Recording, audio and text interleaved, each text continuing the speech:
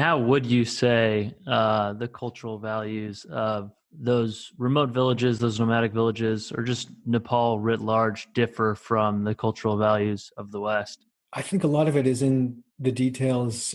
It's in the way of thinking, of being, particularly in the mountains. There isn't this sense. I know in the West or in North America, we generally have this idea of, okay, we have to work towards objectives or goals, or we need to achieve this, and then once we achieve that, then we can achieve the next goal, and then the next, and then the next. So we're always kind of looking ahead, right?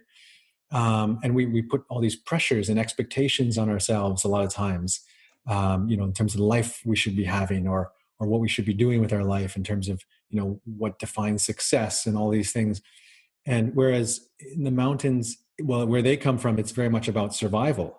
It's about, do we have enough harvest to survive the winter? They're not thinking about, a year later or 2 years in advance or 5 years down the road, right? They're thinking about more on a month to month or day to day or week to week basis. And they take time, right? They don't even wear a watch. I remember when we lived up there with them, we went back, and the longer we spent there, I just remember the more I stopped looking at my watch, until eventually I wasn't even looking at the time anymore. I would kind of fall into the rhythm of just the flow of what was happening at a given time of the day. And it wasn't about being somewhere or, thinking ahead, or it was just about being present to that moment. And I remember one time the girls, eventually they came here for a year on cultural exchange, which we can talk about.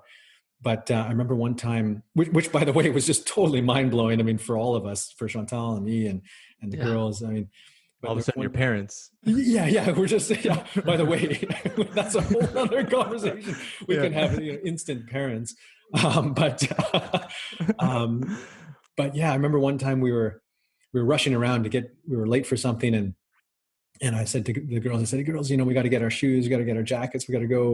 We're late, and I can't remember what it was, but I remember Pemba. She was 10 years old at the time, and she grabbed my arm and she said, Mike, if we behaved like this in our village, everybody would think that we are sick.